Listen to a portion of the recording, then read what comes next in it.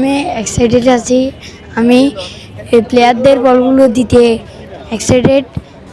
তারপরে আমি তামিম ইকবালের ইয়ারে আইডল মিরাজ ভাইয়ের থেকে বোলিং টিপস নিব। ব্যাটিং আর ব্যাটিংয়ে আমি পুল শট, কাট শট এগুলো প্র্যাকটিস করে নিব। খুব ভালো লাগবে, লাইফে ফার্স্ট টাইম এরকম অনুভূতি হতে যাচ্ছে এবং এত কাছ থেকে দেখার অনুভূতিটা অনেক ভালোই। ওদের থেকে কিছু জিজ্ঞেস করার সুযোগ হলে ব্যাটিং সম্পর্কে জিজ্ঞেস করবো। আমি ব্যাটসম্যান তার কারণে আমি ব্যাটিং সম্পর্কে বেশি জানতে চাইবো।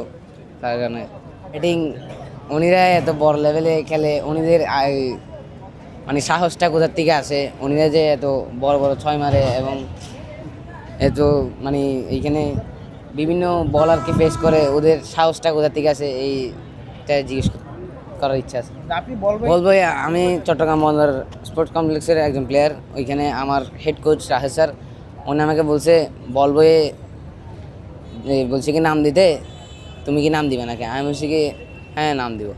ওখান থেকে এটা আসলে বাংলাদেশে একটা নতুন, মানে বাইরের দেশে ছিল ঠিকই, কিন্তু বাংলাদেশে ছিল না। তো নতুনভাবে যে এটা অ্যাড হয়েছে, এটা আসলে অনেক একটা ভালো উদ্যোগ নেওয়া হয়েছে। প্লেয়ারদেরকে এত আসলে অনেক ভালো লাগবে যে প্লেয়ারদেরকে, মানে এতদিন তো টিভিতে দেখতাম, মানে সরাসরি দেখা হয় নাই, মাঝে মধ্যে এখানে এসে দেখতাম, কিন্তু এখন তা আরও কাছাকাছি দেখবো হিসেবে অনেক ভালো। তেমন কেউ নাই, মানে উনি আগে আইডল হিসাবে এখনও ইয়ে হয়ে আসতেছে। ওদেরকে বল দিতে দিতে কি একটা সময় নিজেও মানে মাঠে খেলার অনুপ্রেরণাটা পাবেন? হ্যাঁ, কি ভাবছেন? মানে ওদের থেকে ইন্সপিরেশন পাবো যে মানে একদিন আমিও বাংলাদেশ কিভাবে রিপ্রেজেন্ট করব বিশ্বের কাছে। তো এটা একটা বড় পার্টটা পাওয়া হবে এটাই। অনেক ভালো লাগছে যে আমি প্রথমত আমি প্রথমবার হয়েছি বল বয়, আর সবাইকে দেখতে পারবো কাছ থেকে, খেলোয়াড়দেরকে একটা ভালো লাগছে। মাঠে আজকে কাকে কাকে ফলো করবা?